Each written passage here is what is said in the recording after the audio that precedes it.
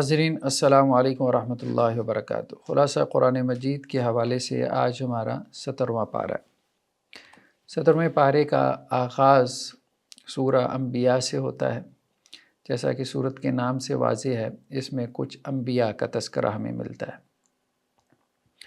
اور یہ مکی صورت ہے۔ اور مکی صورتوں کے جو بڑے مضامین ہیں، ہم یہ بات کئی مرتبہ بیان کر چکے ہیں، وہ توحید، رسالت اور آخرت کا بیان ہے۔ تو اس سورہ مبارکہ کا آغاز بھی آخرت کے بیان سے ہو رہا ہے۔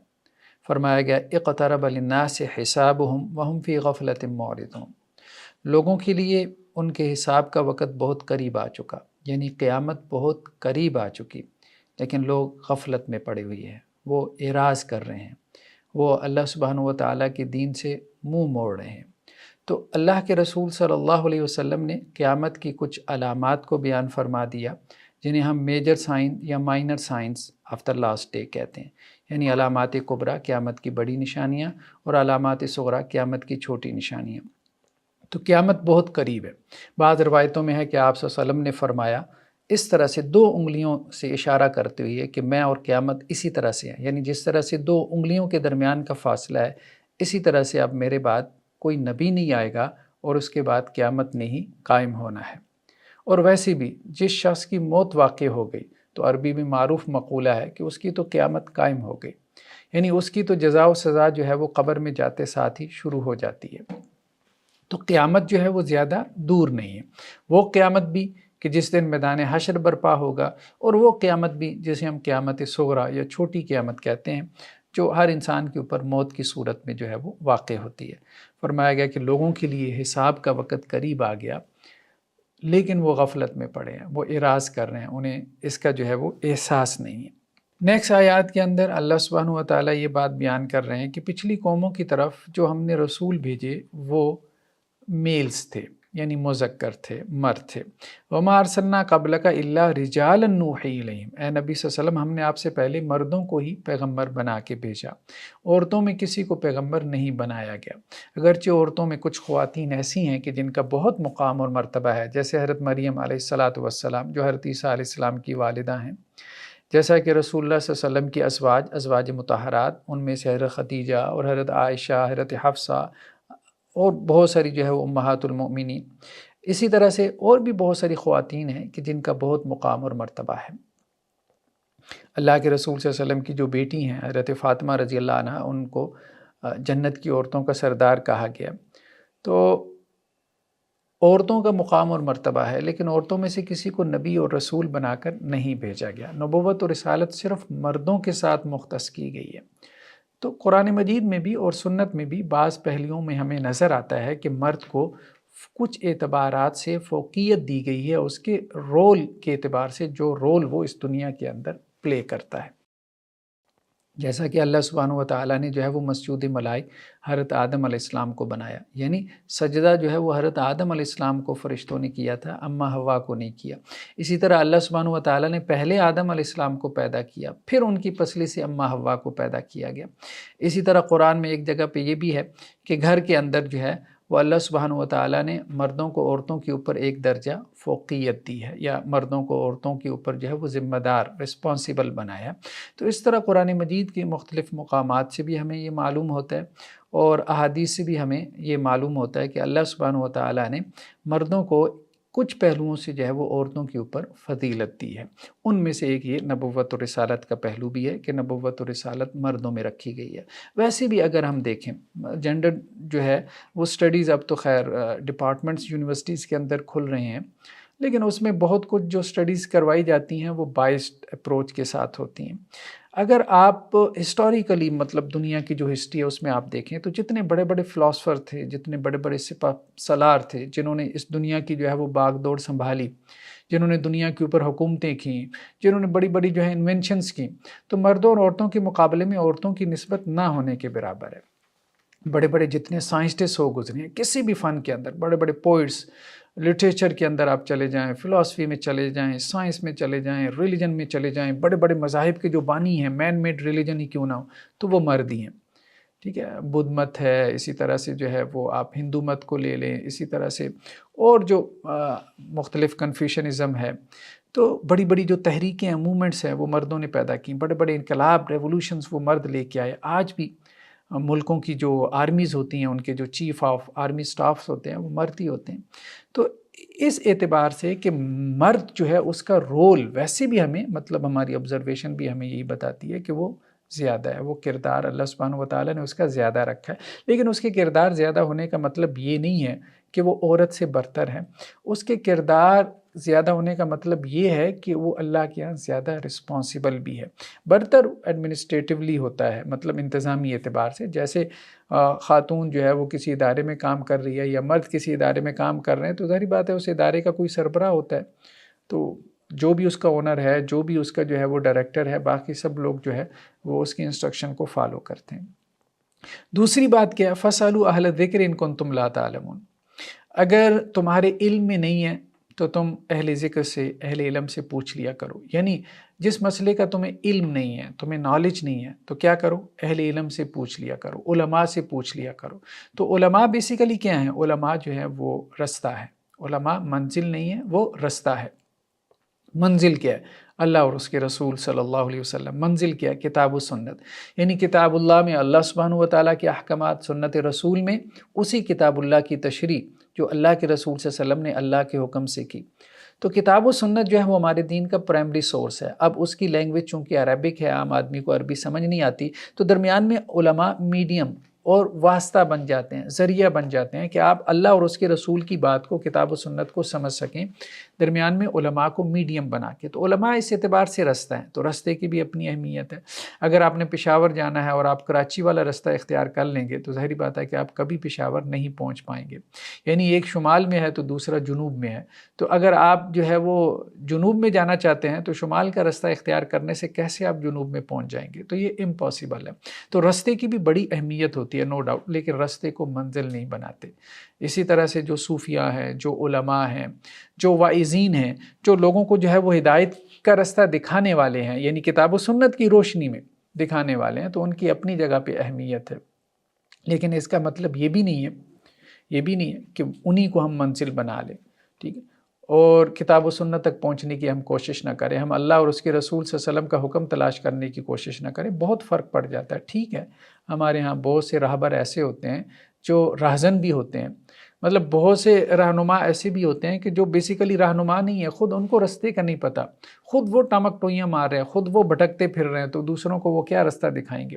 تو ایسے لوگ بھی ہیں جن کو ہم علماء سو کہتے ہیں، برے علماء، بدترین علماء، ایسے لیڈرز بھی، ایسے ریلیجس لیڈرشپ بھی آپ کو مل جاتی ہے، پولیٹیکل لیڈرشپ بھی مل جاتی ہے، جو یہ سمجھتے ہیں کہ ہمیں رستے کا علم ہے، لیکن حقیقت یہ ہے کہ ان کو رستے کا علم نہیں ہے، وہ سیدھے رستے پر نہیں ہے، وہ بھی پگڈنڈیوں کے مسافر ہیں۔ تو آپ ان کے پیچھے چلیں گے تو وہ آپ کو گمراہ کر سکتے ہیں، نو ڈاؤٹ، لیکن ظاہری بات ہے اللہ نے انسان کو آنکھ، کان، دماغ، دل، یہ سب کچھ سوچنے سمجھنے کے لیے دی ہے، تو انسان کمپیریٹیو اسٹڈی کر کے، کمپیریزن کر کے جو ہے وہ اپنے لیے صحیح رستے کا انتخاب کر سکتا ہے۔ جیسے آپ نے کسی منزل پہ پہنچنا ہے اور آپ کے پاس گاڑی ہے، آپ ڈرائیو کر رہے ہیں، تو آپ کو رستہ بھول جاتا ہے، تو آپ ظاہری بات ہے محنت کرتے ہیں، آپ اندازے لگاتے ہیں، آپ علامتوں سے جو ہے وہ جانچنے کی کوشش کرتے ہیں۔ آپ تو خیر میپس وغیرہ آ گئے، گوگل میپ آپ کھول لیتے ہیں۔ تو اسی طرح سے انسان ممکن حد تک کوشش کرتا ہے کہ میں اپنی منزل تک پہنچ جاؤں، اس کے باوجود اگر وہ نہ پہنچ پائے، لیکن اس کی جو ایفرٹ ہے اللہ کے ہاں اس کی قدر ہے، اللہ سبحانہ و تعالیٰ اس ایفرٹ کے اوپر اس کو جو ہے وہ اجر و ثواب دیں گے۔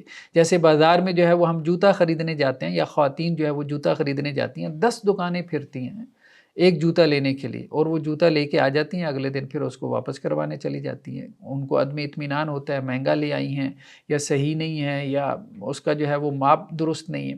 تو اسی طرح سے دین کے معاملے میں بھی ہمیں کمپیریٹیو اسٹڈی کرنی چاہیے، یہ کیا کہہ رہا ہے، وہ کیا کہہ رہا ہے۔ سب سے پہلی بات تو یہ ہے کہ خود سے جو ہے اس لینگویج بیریئر کو آپ دور کریں، آپ عربی زبان کو سیکھنے کی کوشش کریں۔ آپ اگر انگریزی کو سیکھ سکتے ہیں، آپ ایک یونیورسٹی گریجویٹ ہیں، آپ کی زبان مدر ٹنگ جو ہے وہ انگریزی نہیں ہے، لیکن آپ اس کو اتنا سیکھ لیتے ہیں کہ آپ انگریزی پڑھتی اس کو سمجھ پاتے ہیں، تو آپ عربی کیوں نہیں سیکھ سکتے؟ آپ عربی بھی سیکھ سکتے ہیں، اور آج کل بہت سے ماڈرن انسٹیٹیوٹس ہیں جو عربی سکھا رہے ہیں۔ تو آپ خود کتاب و سنت کے ساتھ اپنا رشتہ ایسا قائم کریں کہ آپ عربی میں اس کو پڑھتی اس کو سمجھ سکیں۔ لیکن اگر یہ بھی نہ ہو تو کم از کم یہ ہے کہ آپ درمیان میں، ظاہری بات ہے کوئی میڈیم تو انوالو کرنا پڑے گا، اس میں آپ جو ہے وہ مختلف لوگوں کی بات سن لیں، مختلف تراجم کو دیکھیں، حدیث کی کتابوں کے اور قرآن مجید کے تراجم، مختلف لوگوں کی بات سنیں، کمپیریٹیو اسٹڈی کریں، اور اس کے بعد جس کو آپ سمجھتے ہیں کہ یہ مخلص ہے، سنسیئر ہے اور یہ باصلاحیت ہے، اس کے پاس دین کا نالج ہے جو اس نے اتھینٹک سورسز سے حاصل کیا اور یہ حق بات کرتا ہے،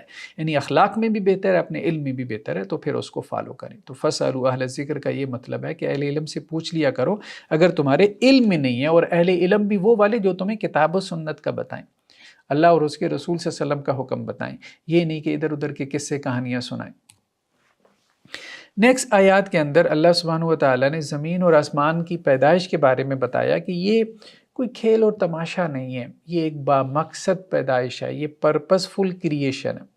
فرمایا وما خلقنا السماء والارض وما بینہما لاعبین، زمین، آسمان اور جو کچھ زمین اور آسمانوں کے مابین ہے یہ ہم نے کوئی کھیل تماشے کے لیے پیدا نہیں کیا۔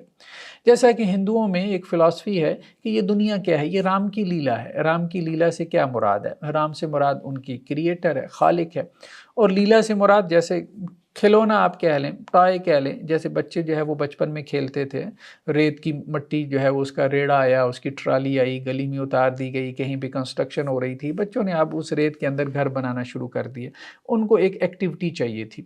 تو ایک فلسفی یہ بھی ہے کہ اللہ سبحانہ و تعالیٰ معاذ اللہ فارغ بیٹھا تھا اور اللہ کو کوئی اپنی مصروفیت کے لیے کوئی شغل میلہ چاہیے تھا، تو اللہ نے انسانوں کو پیدا کیا، پھر ان کو دنیا میں بھیجنا شروع کیا، پھر مارنا شروع کیا، اس طرح اللہ تعالیٰ نے معاذ اللہ کو مصروفیت پا لی ہے۔ تو یہ گویا کہ اللہ کا ایک کھلونا ہے، یہ ساری یونیورس کیا ہے؟ اللہ کا ایک کھلونا ہے، ایسی بات نہیں ہے، یہ ایک پرپسفل کریشن ہے، یہ ایک بامقصد تخلیق ہے۔ اللہ نے ایک مقصد کے تحت اس زمین اور آسمانوں کو پیدا کیا اور اس دنیا میں جو ہے وہ اللہ تعالیٰ نے انسانوں کو بھیجا ہے، اور وہ مقصد اللہ تعالیٰ نے اپنی کتاب کے اندر بہت تفصیل سے ہمیں جو ہے وہ بیان کر دیا۔ لو اردنا ان نتخذ لہوا لاتخذناہ من لدنا ان کننا فاعلین، تو اللہ تعالیٰ کہہ رہے ہیں کہ اگر ہم نے کوئی کھیل تماشا بنانا ہوتا تو ہم اپنے پاس آسمانوں پہ ہی بنا لیتے، یہاں زمین پہ ہمیں کیا کھیل تماشا یا کوئی تھیٹر لگانے کی ضرورت تھی؟ تو یہ دنیا کوئی تھیٹر نہیں ہے جو اللہ نے اپنی دلچسپی کے لیے کوئی سامان پیدا کر لیا، یہ ایک بامقصد تخلیق ہے، اور اس میں مقصد کیا؟ انسان کی آزمائش، اور انسان اس آزمائش میں کامیاب ہو جائے تو اللہ تعالیٰ اس کو جو ہے وہ آخرت میں ریوارڈ دیں گے جنت کی صورت میں، اور اگر ناکام ہو جائے گا تو اس کو پنشمنٹ ملے گی، سزا ملے گی جہنم کی صورت میں۔ اور اللہ سبحانہ و تعالیٰ نے یہی بات کہی ہے کہ وہ عدل جو اللہ نے قیامت والے دن کرنا ہے، تو انسان نے اس دنیا میں وہ عدل قائم کرنا ہے، وہ عدل قائم کر کے دکھانا ہے، اور انسان کے پاس سامنے دونوں رستے رکھ دی، حق کا بھی، باطل کا بھی، خیر کا بھی، شر کا بھی، ٹھیک ہے؟ وہ انصاف بھی کر سکتا ہے، ظلم بھی کر سکتا ہے، اس کے پاس اختیارات ہیں، اس کے پاس ترازو کے دونوں پڑھ لیں، جو مرضی کرے، وہ صحیح تول لے یا کم تول لے، اس کے پاس یہ اختیار ہے۔ تو اب اللہ نے اس کی آزمائش کی ہے، اب کچھ لوگ جو آزمائش میں پورے اترتے ہیں، کچھ نہیں پورے اتر پاتے، تو یہ ایک بامقصد تخلیق ہے کہ اللہ سبحانہ و تعالیٰ نے اپنی جو ہے وہ تخلیق، اپنی جو کریشن ہے اللہ سبحانہ و تعالیٰ اس کو ٹیسٹ کر رہے ہیں۔ جیسے ہمارے یہاں انسان کیا کرتا ہے، انسان کوئی چیز جو ہے وہ اس کی تخلیق کرتا ہے، اس کو پیدا کرتا ہے، پھر اس کو مختلف جو ہے وہ ٹیسٹ کے اندر سے گزارتا ہے تاکہ وہ اس کو جو ہے وہ کمپلیشن کی طرف لے جائے، مطلب اس کی جو کریشن ہے اس کے اندر کمپلیشن آئے، اور پھر وہ اس سے خوشی ہوتی ہے جب مختلف ٹیسٹ سے اس کو گزار کے وہ کسی مشینری کو، روبوٹ ہی سمجھ لیں، اس کو ایک کمپلیشن کے مراحل تک جو ہے وہ لے جاتا ہے۔ ہمارے یہاں راکٹ سائنس کے اندر اب دیکھیں کتنے ایکسپیریمنٹس ہوتے ہیں، وہ راکٹ جو ہے وہ درمیان میں پھٹ جاتا ہے، شروع میں ہی پھٹ جاتا ہے، کتنے ایکسپیریمنٹس کے بعد پھر وہ اس قابل ہوتے ہیں کہ جو اپنا راکٹ جو ہے وہ اسپیس میں، خلا میں بھیج سکیں۔ تو یہ اسی طرح سے انسان بھی اسی طرح سے کرتا ہے۔ تو لیکن انسان کا مقصد کیا ہوتا ہے؟ انسان کا آبجیکٹیو یہی ہے کہ انسان جو ہے وہ اپنی کریشن کو کمپلیٹ کرنا چاہتا ہے۔ تو اللہ سبحانہ و تعالیٰ نے تو کمپلیٹ بنایا ہے، لیکن اللہ تعالیٰ نے انسان کو اختیار دے دیا۔ اب اس اختیار کے بعد اللہ تعالیٰ نے انسان سے یہ کہا ہے کہ تم اپنے آپ کو کمپلیٹ کر کے دکھاؤ، جس طرح سے اللہ تعالیٰ چاہ رہے ہیں کہ یہ ٹارگٹ ہے، اس کو تم نے اچیو کرنا ہے۔ تمہارے اندر خیر اور شر دونوں مادے اللہ نے رکھ دیے ہیں، خیر کو اختیار کرنا ہے، شر سے تم نے جو ہے وہ بچ کے دکھانا ہے، تم نے اپنے نفس کو کنٹرول کرنا ہے، ضبط نفس پیدا کرنی ہے، سیلف کنٹرول۔ تو یہ سب اللہ تعالیٰ نے اس مقصد سے انسان کو پیدا کیا۔ نیکسٹ آیات میں اللہ سبحانہ و تعالیٰ کی نشانیوں کا بیان ہے، اللہ کی قدرتوں کا بیان ہے۔ تو اللہ تعالیٰ کہہ رہے ہیں کہ کیا کافروں نے غور نہیں کیا ان السماوات والارض کانتا رتقا ففتقناہما، کہ زمین اور آسمان یہ آپس میں ملے ہوئے تھے، پھر ہم نے ان کو جو ہے وہ جدا جدا کر دیا۔ اب اس میں بعض لوگوں نے اس طرف بھی اشارہ کیا کہ شاید یہ بگ بینگ کی طرف اشارہ ہے کہ زمین اور آسمان آپس میں ملے ہوئے تھے، یہ سب ایک انیشیل سنگولیرٹی تھی، پھر اس انیشیل سنگولیرٹی کی جو ہے وہ پھر ایکسپینشن ہوئی ہے، اور اس ایکسپینشن کے نتیجے میں جو ہے وہ یہ یونیورس وجود میں آئی۔ عام طور پہ کہا جاتا ہے ایکسپلوژن ہوا ہے، ایکسپلوژن تو خیر سائنٹیفک جو ہے وہ ٹرمینالوجی نہیں ہے، ایکسپینشن آف دی یونیورس، یہ بیسیکلی جو ہمیں بگ بینگ کی تھیوری میں ملتا ہے۔ بہرحال قرآن مجید کی بعض آیات ایسی ہیں کہ جو کسی سائنٹیفک ریالٹی کی طرف، سائنٹیفک فیکٹ کی طرف اشارہ کرتی ہیں اور بڑے شد و مت کے ساتھ، صراحت کے ساتھ، کلیئرٹی کے ساتھ اشارہ کرتی ہیں، تو وہاں پہ سائنس کو قرآن کے ساتھ لنک کرنے میں کوئی حرج نہیں۔ لیکن کچھ چیزیں ایسی ہوتی ہیں جو آپ اس آیت میں سے نکال رہے ہوتے ہیں، تو وہاں آپ اس کو ایک پاسبل تفسیر کے طور پہ بیان کر لیں، ایک پاسبل میننگ کے طور پہ بیان کر لیں تو کوئی حرج نہیں ہے، اس میں کوئی حرج نہیں ہے، کیونکہ وہ چیز اشارتاً نکل رہی ہوتی ہے۔ لیکن اگر آپ اس کے اوپر انسسٹ کریں گے اور آپ کہیں گے نہیں اس کی یہی میننگ ہے، تو پھر کل کو وہ سائنٹیفک تھیوری جو ہے وہ تبدیل ہو جائے گی۔ مطلب سائنس کے اندر تو آپ دیکھیں نا کہ ارتقاء ہو رہا ہے، وہاں پہ بھی چیزیں جو ہے وہ ایوالو ہو رہی ہیں۔ جو نیوٹن کے دور کی سائنس تھی، ظاہری بات ہے کہ وہ آئنسٹائن نے آ کے اس کو چیلنج کر دیا اپنی ریلیٹیوٹی کے ذریعے سے، تو اور نیوٹن سے پہلے جو ہے وہ گلیلیو کے تصورات تھے، تو وہاں تو چیزیں بدل رہی ہیں نا، اور ان کے ہاں ایکسیپٹنس بھی ہے، اور وہ اس چیز کو مانتے بھی ہیں کہ یہ ہم جو ہے وہ چیزوں کے آگے جو ہے وہ بہتری کی طرف جا رہے ہیں۔ پھر اس کے بعد کوانٹم فزکس آ گئی، پھر نظریات کے اندر اور تبدیلی آ گئی۔ خیر بہرحال، تو اب اگر وہ ان کا نقطہ نظر چینج ہو جائے گا تو ہم کیا کہیں گے کہ کیا قرآن میں اللہ نے غلط کہا تھا؟ نہیں، اپنی سائنٹیفک تفاسیر کو ایک پاسبل تفسیر کے طور پہ آپ کہیں کہ شاید یہ مفہوم بھی اس سے نکل سکتا ہے، شاید یہ مفہوم بھی نکل سکتا ہے، اس قسم کا انداز اگر کوئی اختیار کر لے، اور اگر وہ مفہوم نکلنے کی کوئی گنجائش بھی ہو لغوی اعتبار سے، تو پھر اس میں کوئی حرج نہیں ہے۔ لیکن اگر آپ اس پہ زور دے کے کہیں گے، ایمفیسائز کریں گے یہی اس کا معنی اور مفہوم ہے، اس کو قرآن کے میریکل کے طور پہ بیان کریں گے، کل کو سائنس کا نقطہ نظر اور اس کی جو تھیری ہے وہ چینج ہو جائے گی، ٹھیک ہے، اس میں کوئی ایوولوشن آ جائے گا، تو پھر آپ کیا کہیں گے؟ تو اس کا جو معنی کلاسیکل ہمارے یہاں تفاسیر ہیں ان میں کیا گیا وہ یہ کہ زمین اور آسمان بند تھے، یعنی آسمان کے سوتے بھی بند تھے تو اللہ تعالیٰ نے آسمان کے سوتوں کو کھول دیا، یعنی بارش ہوئی۔ زمین کے سوتے بھی بند تھے تو زمین کے سوتے بھی کھل گئے، یعنی زمین سے جو ہے وہ نباتات، اناج اور غلہ اور پھل پھول، گھاس پھوس وغیرہ یہ سب کچھ نکلنے لگا۔ وَجَعَلْنَا مِنَ الْمَاءِ كُلَّ شَيْءٍ حَيٍّ، اور ہم نے پانی سے ہر زندہ چیز کو جو ہے وہ پیدا کیا۔ اب وہاں آگے بارش کا تذکرہ آ گیا، اگر آپ کلاسیکل تفسیر میں اس کو لے کے جائیں، اور جو ماڈرن تفسیر بعض لوگوں نے کیا تو وہ پھر یہاں پانی سے مراد لیتے ہیں کہ وہ جو ایک سیل سے لائف کا آغاز ہوا ہے تو وہ اصل میں پانی جو ہے وہ اس کا اوریجن ہے، پانی اس کا جو ہے وہ مبدا ہے۔ تو خیر بہرحال کلاسیکل تفاسیر تو یہی ہیں جو اس دور میں صحابہ کو بھی سمجھ میں آتی تھی، ظاہری بات ہے اس وقت تو یہ ماڈرن فزکس وغیرہ نہیں تھی، بایولوجی وغیرہ نہیں تھی، تو اس وقت جو سمجھ میں آتی تھی وہ یہی تفسیر تھی کہ آسمان کے سوتے بھی بند تھے، زمین کے سوتے بھی بند تھے، تو اللہ سبحانہ و تعالیٰ نے دونوں کو جو ہے وہ کھول دیا، ان کے سوتوں کو جو ہے وہ اللہ تعالیٰ نے کھول دیا۔ وَجَعَلْنَا مِنَ الْمَاءِ كُلَّ شَيْءٍ حَيٍّ، اور آسمان سے جو ہے وہ بارش کا پانی برسے اور اس سے اللہ سبحانہ و تعالیٰ نے جو ہے وہ ہر زندہ چیز کو کیا کیا؟ پیدا کیا۔ افلا یؤمنون، کیا وہ ایمان نہیں لاتے؟ وجعلنا فی الارض رواسیا ان تمید بہم وجعلنا فیہا فجاجا سبلا لعلہم یہتدون، اور اللہ نے زمین کے اندر پہاڑ گاڑ دیے تاکہ یہ زمین ایک طرف ہل نہ جائے، تو زمین کو اللہ تعالیٰ نے سٹیبل بنایا۔ دیکھیں نا زمین ریوالو کر رہی ہے، آج ہماری سائنس ہمیں بتا رہی ہے کہ یہ زمین جو ہے وہ اپنے گرد بھی ریوالو کر رہی ہے 24 گھنٹوں میں، ٹھیک ہے، اور اسی طرح سے جو ہے وہ سورج کے گرد بھی جو ہے سن کے گرد بھی ریوالو کر رہی ہے، اور ایک خاص سپیڈ کے ساتھ ریوالو کر رہی ہے، اور اس سپیڈ کے ساتھ جو ہے جب یہ ریوالو کر رہی ہے، یہ حرکت کر رہی ہے، تو اب ایسے میں جو ہے وہ اس کو سٹیبل کرنے کے لیے اللہ تعالیٰ نے یہاں پہ کیا کیے، زمین میں جو ہے وہ پہاڑ گاڑ دیے، اور وہ بھی میخوں کی طرح گاڑ دیے، اور ہم نے زمین کے اندر کشادہ رستے بنائے۔ اللہ سبحانہ و تعالیٰ نے رستے بنائے ہیں، تو اب یہ رستے ہیں کہ انسان تھوڑا سا چلتا ہے تو ایسے لگتا ہے کہ جہاں جو ہے وہ دہائیوں سے یہاں پہ کوئی رستہ تھا، تو یہ اللہ تعالیٰ کے بنائی ہوئے رستے ہیں۔ بعض اوقات آپ کو پہاڑوں میں جو ہے وہ ایسے رستے جو ہے وہ نظر آ جاتے ہیں، لعلہم یہتدون، اور یہ سب کچھ اللہ نے کس لیے بنایا؟ تاکہ وہ راہ پا سکیں۔ سمندر کے اندر رستے ہیں، یہ اللہ نے رستے بنائے ہیں نا، یعنی اللہ نے رکاوٹیں کھڑی نہیں کی، تو ایک ملک سے دوسرے ملک تم جو ہے وہ سفر کر سکتے ہو ہوا کے ذریعے سے، سمندر کے ذریعے سے، اور زمین کے ذریعے سے، تو یہ اللہ کے بنائی ہوئی رستے، تو اللہ تعالیٰ کی جو ہے وہ نشانی اور اللہ تعالیٰ کی قدرتوں کا بیان ہے۔ نیکسٹ آیات میں پھر اللہ تعالیٰ کی کچھ نشانی اور کچھ اور قدرتوں کا بیان ہے۔ وَجَعَلْنَا السَّمَاءَ سَقْفًا مَحْفُوظًا، اور ہم نے آسمان کو جو ہے وہ ایک محفوظ چھت بنایا۔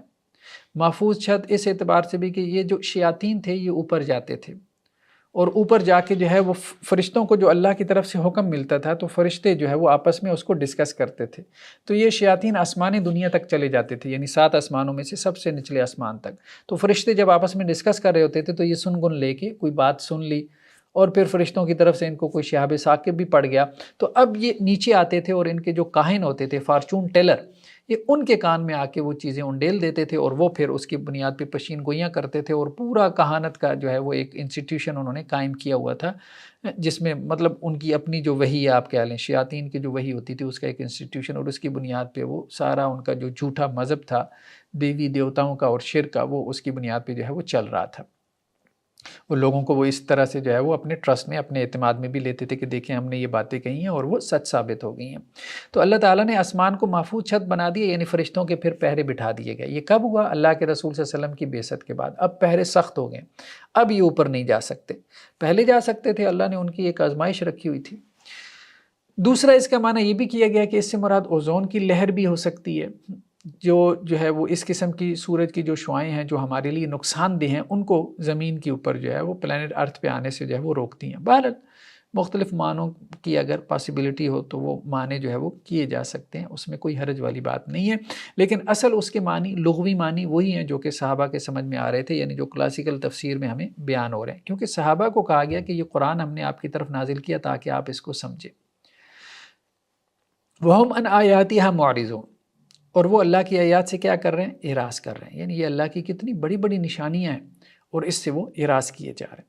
اور وہی اللہ تعالیٰ ہے جس نے دن کو پیدا کیا، رات کو پیدا کیا، سورج کو اور چاند کو، کل فی فلک یسبحون، ہر چیز جو ہے وہ اپنے مدار میں تیر رہے ہیں۔ اور آج سائنس نے ہمیں بتایا، پرانے زمانے میں بھی ایسٹرانومی کا تو علم تھا، دیکھیں یہ تو گریک سے چلا آ رہا تھا نا، ارسطو وغیرہ اس سے بہت پہلے جو ہے وہ بحثیں کر چکے تھے، ارسطو کی جو ہے وہ فلکیات کے اوپر بحثیں موجود ہیں، پھر اس کے بعد ہمارے یہاں مڈل ایجز میں بھی جو ہے وہ بحثیں ہوتی رہی ہیں۔ تو یہ کانسیپٹس تھے اس قسم کے جو ہے نا، ایسا نہیں تھا کہ ان کے ہاں کوئی سائنس کا کوئی کانسیپٹ نہیں تھا، گریکس کے اندر جو ہے وہ میتھمیٹکس کا، ٹریگنومیٹری کا، جیومیٹری کے اچھے بھلے کانسیپٹس تھے، ہاں بعد میں آ کے وہ جو ہے وہ ریفائنز ہوئی ہیں۔ تو کل فی فلک یسبحون، ہر ایک چیز جو ہے وہ اپنے مدار میں جو ہے وہ تیر رہی ہے، ہر ایک چیز اپنے مدار میں تیر رہی ہے، جیسے کہ ہمارے ماڈرن سائنس بھی کہتی ہے کہ یہ جو پلینٹس ہیں، یہ جیسے ہماری زمین ہے، یہ سورج کے گرد جو ہے وہ تیر رہی ہے۔ نیکسٹ آیات میں اللہ سبحانہ و تعالیٰ نے قیامت والے دن اعمال کے تولے جانے کو بیان کیا، یعنی قیامت والے دن جو ہے وہ ترازو لگایا جائے گا۔ ترازو کے بارے میں اگرچہ اختلاف ہے، بعض اہل علم نے کہا کہ اس کا ایک ہی پلڑا ہوگا، بعض اہل علم نے کہا کہ 2 پلڑے ہوں گے، بہرحال اختلافی مسئلہ ہے، لیکن زیادہ بہتر یہی محسوس ہوتا ہے کہ 2 پلڑوں والا ترازو ہوگا۔ وَنَضَعُ الْمَوَازِينَ الْقِسْطَ، اور ہم ترازو لگائیں گے، ترازو بھی ایک نہیں ہوگا، کئی ایک ترازو ہوں گے، اور یہ انصاف کے ترازو، اللہ نے ان کو کہا انصاف کے ترازو، اور یہ قیامت والے دن یہ ترازو لگیں گے۔ فَلَا تُظْلَمُ نَفْسٌ شَيْئًا، کسی پہ کوئی ظلم نہیں ہوگا۔ وَإِنْ كَانَ مِثْقَالَ حَبَّةٍ مِّنْ خَرْدَلٍ أَتَيْنَا بِهَا، اگر کسی کے پاس جو ہے وہ رائی کے دانے کے برابر بھی کوئی نیک عمل ہوگا تو ہم اس کو لے آئیں گے، اور ہم کافی ہے حساب کرنے کے لیے۔ چھوٹا سا عمل بھی اگر کسی کے پاس ہوگا تو وہ بھی اللہ تعالیٰ اس کو لے آئیں گے، اس کو بھی ترازو میں تولا جائے گا، یعنی ایک طرف اس کی نیکیاں ہوں گی، دوسری طرف اس کی بدیاں ہوں گی۔ اگر اس کی نیکیوں والا پلڑا بھاری ہو گیا تو اللہ سبحانہ و تعالیٰ اس کو جنت میں داخل کر دیں گے، اور اس کی جو وہ بدیاں ہوں گی اس کو سزا نہیں ملے گی۔ لیکن اگر اس کا برائیوں والا پلڑا بھاری ہو گیا تو اب ظاہری بات ہے کہ پہلے جہنم میں جائے گا، پھر اپنے گناہوں کی سزا بھگتے گا، پھر اس کے بعد جو ہے وہ جنت میں داخل ہوگا۔ لیکن اللہ تعالیٰ یہ کہہ رہے ہیں کہ اگر رائی کے دانے کے برابر بھی کوئی چھوٹا سا بھی نیکی ہوگی تو وہ بھی ہم لے آئیں گے، وہ بھی ہم لے آئیں گے۔ تو اس کا مطلب یہ ہے کہ نیکی کو حقیر نہیں سمجھنا، چھوٹی سی بھی نیکی ہو۔ اللہ کے رسول صلی اللہ علیہ وسلم نے فرمایا کہ ایک بندہ اللہ کے راستے میں جو ہے وہ کھجور کا دانہ صدقہ کرتا ہے، اللہ کو اس کا عمل اتنا پسند آتا ہے کہ اللہ تعالیٰ اس کے کھجور کے دانے کو مطلب ایسے اپنے ہاتھوں میں لے کے جو ہے وہ اس کو بڑا کرتے ہیں، اس کو بڑھاتے ہیں کہ جیسے تم میں سے کوئی اپنے بچھیرے کو جو ہے وہ پال پوس کے بڑا کرتا ہے، گھوڑے کے بچے کو، گائے کے بچے کو، اس طرح سے۔ اور اللہ تعالیٰ اس کے اجر اور ثواب کو احد پہاڑ جتنا کر دیتے ہیں، اور احد پہاڑ 7 کلومیٹر لمبا، 2 سے 3 کلومیٹر چوڑا، 1 کلومیٹر اونچا، ایک کھجور کے دانے کا ثواب اللہ تعالیٰ اتنا کر دیتے ہیں۔ تو یہ ہے کہ نیکی کو کبھی بھی حقیر نہیں سمجھنا. اور ایک کھجور آج کل تو رمضان کے مہینے میں ہر بندہ ایک کھجور جو ہے وہ صدقہ کر سکتا ہے. تو گویا جو بھی نیکی ہے، نیکی کو کبھی حقیر سمجھ کے، چھوٹی نیکی سمجھ کے اس کو جو ہے وہ چھوڑنا نہیں ہے، ترک نہیں کرنا. اللہ سبحانہ و تعالیٰ آخرت میں اس کو لے کے آئیں گے اور آخرت میں کام بھی آئے گی. صحیح بخاری میں ایک روایت ہے کہ قیامت والے دن ایک شخص اللہ کے سامنے پیش ہوگا. اللہ سبحانہ و تعالیٰ اس سے کہیں گے کہ اللہ تعالیٰ فرشتوں سے کہیں گے کہ اس کا اعمال نامہ پیش کیا جائے. تو اس کے اعمال نامے پیش کیے جائیں گے. 99 رجسٹر ہوں گے اور ایک رجسٹر تا حد نگاہ، یعنی اتنی دور جہاں تک انسان کی نظر جاتی ہے، اور وہ سب گناہوں سے بھرے ہوں گے. اللہ تعالیٰ اس سے پوچھیں گے اے میرے بندے یہ سارے گناہ تیرے ہیں؟ وہ کہیں گے یا اللہ میرے ہیں. اچھا دیکھ لو فرشتوں نے کوئی زیادتی نہ کی ہو، کوئی مطلب زیادہ نہ لکھ لیا ہو. تو وہ کہے گا نہیں میرے پروردگار یہ میری ہیں. تو اللہ تعالیٰ کہیں گے کیا تو نے کوئی نیکی بھی کی ہے؟ تو وہ کہے گا پروردگار مجھے یاد نہیں ہے. تو اللہ تعالیٰ کہیں گے آج میرے بندے کے ساتھ ظلم نہیں ہوگا، اس کی ایک نیکی ہمارے پاس ہے. اب وہ یہ کہے گا کہ ایک نیکی اتنے گناہوں کے مقابلے میں 99 رجسٹر، اور وہ بھی جہاں تک نگاہ جاتی ہے اتنے بڑے رجسٹر وہ گناہوں سے بھری ہوئی ہے. ساری زندگی میری گناہوں میں گزری اور ایک نیکی جو مجھے خود یاد نہیں ہے، تو وہ آج میرے کیسے کام آئے گی؟ اللہ سبحانہ و تعالیٰ اس کے گناہ ترازو کے ایک پلڑے میں اور اس کی وہ نیکی جو کہ ایک کاغذ کے ٹکڑے پہ لکھی ہوگی وہ دوسرے پلڑے میں رکھیں گے، اور اس کے نیکی والا پلڑا بھاری ہو جائے گا. ایک نیکی والا پلڑا بھاری ہو جائے گا اور اس کے گناہ ہوا میں اڑنا شروع ہو جائیں گے. اور وہ کیا ہوگا؟ کلمۃ الاخلاص. کلمۃ الاخلاص، اخلاص کے ساتھ اس نے یہ کلمہ پڑھا اشہد اللہ الہ الا اللہ وحدہ لا شریک لہ واشہد ان محمدا عبدہ ورسولہ. اخلاص جو ہے یعنی وہ جو آپ کی کیفیت ہے، وہ کیفیت عمل کے اندر جو وزن ڈالتی ہے وہ کوانٹٹی نہیں ڈالتی. یعنی کوالٹی سے جو نیک عمل میں وزن، تو کوالٹی کے ساتھ جو ہے وہ عمل کریں اور کسی بھی جو ہے وہ عمل کو چھوٹا نہ سمجھے. بعض اوقات بہت بڑا عمل اللہ کی نظر میں وہ حقیر ہوگا. جیسا کہ صحیح بخاری کی روایت میں ہے کہ ایک مجاہد، ایک قاری قرآن اور ایک سخی ہے. مجاہد جس نے جہاد کیا، قاری قرآن جس نے قرآن مجید پڑھا پڑھایا، اور سخی جس نے اللہ کے راستے میں مال خرچ کیا، وہ جہنم میں جائیں گے. اتنا بڑا عمل کرنے کے باوجود کیوں؟ کیونکہ ریاکاری کے لیے کیا، اخلاص نہیں تھا. اور بعض اوقات چھوٹا سا عمل کرنے والا وہ جنت میں چلا جائے گا. کیوں؟ اس نے اخلاص کے ساتھ کیا. تو اخلاص کی بڑی اہمیت ہے. سنسیئرٹی اللہ کے لیے، صرف اللہ کے لیے، یا اللہ صرف آپ کے لیے یہ عمل کر رہا ہوں. جیسے دیکھیں نا کہ بیوی کو بعض اوقات کہے کہ میں نے یہ کیا، تو وہ بیک مات کیا کہتی ہیں، یہ تو بچوں کے لیے کیا ہے، یہ تو اپنے گھر کے لیے کیا ہے. وہ بتاؤ جو میرے لیے کیا ہو. تو یہی اللہ کا بھی یہی معاملہ ہے کہ اللہ کے لیے کیا کیا. تو اس سے جو ہے وہ آخرت میں جو ہے وہ وزن بڑھے گا. تو ایسے اعمال کچھ کر لینے چاہیے جو محض ہم اللہ کے لیے کریں، جو بندے کو معلوم ہو یا صرف اس کے پروردگار کو معلوم ہو کہ یہ اس نے نیکی کی ہے. نیکسٹ آیات میں حضرت ابراہیم علیہ السلام کے واقعے کا بیان ہے جو انہوں نے بتوں کو توڑا. حضرت ابراہیم علیہ السلام کا ٹائم پیریڈ جیسا کہ پہلے بھی گزرا، یہ کوئی تقریباً 2500 قبل مسیح BC میں عراق کا جو شہر ہے، اور وہاں پہ جو ہے ایک تہذیب تھی، ایک سویلائزیشن تھی، ایک قوم تھی جس کی طرف حضرت ابراہیم علیہ السلام کو بھیجا گیا، اور وہ بت پرستی میں مبتلا تھے. تو حضرت ابراہیم علیہ السلام نے ان کو سمجھایا. حضرت ابراہیم کے جو والد تھے وہ بھی نہ صرف بت پرست تھے بلکہ بت تراش بھی تھے، بتوں کو تراشتے بھی تھے. تو اب ان کا ایک میلے کا دن تھا. وہ میلے والے دن جو ہے وہ حضرت ابراہیم کو بھی انہوں نے دعوت دی. حضرت ابراہیم علیہ السلام نے معذرت کر لی، وہ اپنے میلے ٹھیلے پہ چلے گئے. پیچھے سے ان کا جو بڑا سا معبد تھا، حضرت ابراہیم علیہ السلام اس میں گیا اور تمام بتوں کو جو ہے وہ توڑ دیا، اور جو بڑا بت تھا اس کے کندھوں پہ جو ہے وہ کلاڑا لٹکا دیا. تو اب جب وہ واپس آئے اپنے شہر میں، شہر سے باہر جو ہے وہ میلہ ٹھیلا لگتا تھا، جب واپس آئے اور انہوں نے اپنے معبد خانے میں جا کے، عبادت گاہ میں جا کے دیکھا ہے کہ ان کے بت جو ہے وہ ٹوٹے پڑے ہیں. ان کے خدا تو کسی کا کان نہیں ہے، کسی کا ہاتھ نہیں ہے، کسی کا ناک نہیں ہے. تو اب وہ سوچنے لگے یہ کس نے کیا؟ تو انہوں نے کہا جی حضرت ابراہیم ہی ہیں جو کہ ان کا برائی کے ساتھ ذکر کرتے ہیں، اور پیچھے وہی تھے. تو اب انہوں نے بلوا لیا حضرت ابراہیم کو اور کہا کہ اَأَنْتَ فَعَلْتَ هَذَا بِآلِهَتِنَا یا ابراہیم، ہمارے معبودوں کا یہ حشر آپ نے کیا ہے ابراہیم؟ تو حضرت ابراہیم نے کیا جواب دیا؟ قال بل فعلہ کبیرہم ھذا فاسألوہم ان کانوا ینطقون. اس بڑے نے کیا ہوگا، اور بلکہ ان سے پوچھ لو نا، یہ سب تمہارے سامنے اگر یہ بولتے ہیں تو ان سے پوچھ لو. مطلب یہ تمہارے خدا ہیں، تمہارا عقیدہ یہ ہے کہ تم ان سے مانگتے ہو اور یہ تمہاری سنتے ہیں اور تمہاری خواہشات کو پورا کرتے ہیں. تو اب کم از کم یہ تمہیں یہ نہیں بتا سکتے کہ کس نے ان کا یہ حشر کیا ہے، کس نے ان کے ناک کان اڑائے ہیں. فرجعوا الی انفسہم، تو قرآن کا بیان کیا ہے کہ وہ فوراً اپنی جانوں کی طرف لوٹے، یعنی یہ جو دلیل تھی سیدھی جا کے ان کے دل کے اوپر لگی اور وہ غور و فکر میں پڑ گئے۔ فقالوا انکم انتم الظالمون، اور دل میں کہنے لگے یار تم تو بڑے ظالم ہو، ابراہیم تو ٹھیک کہہ رہے ہیں، ہم تو ان سے مانگتے ہیں، تو مانگنے کا مطلب کیا ہے کہ یہ سنتے ہیں، تبھی تو ہم ان سے مانگ رہے ہیں، تو اب یہ بولتے کیوں نہیں ہیں، یہ ہمیں بتا کیوں نہیں سکتے کہ کس نے ان کا یہ حشر کیا، اور جس نے ان کا یہ حشر کیا ہے یہ اس کے بارے میں ہمیں بتا نہیں سکتے کہ ہم اس سے جو ہے وہ ان کا بدلہ لے سکے، تو یہ ہمیں کیا دیں گے؟ تو حق بات جو ہے نا، جو بندہ بھی کرے حق بات جو ہے وہ آپ کے دل پہ جا کے ایک مرتبہ لگتی ہے، لیکن آپ کیا کرتے ہیں اس وقت کوئی تعصب آڑے آ جاتا ہے، اچھا یہ فلاں مسلک کا ہے، ٹھیک ہے، وہ ایک ٹیگنگ کی ہوتی ہے نا، اور بعض لوگوں نے تو خیر پہلے سے ہی فلٹرز لگائے ہوتے ہیں، اچھا فلاں مسلک کا ہے تو یہاں پہ ویسے ہی فلٹر لگا دیا کہ یہ تو دماغ میں بات جا ہی نہ سکے۔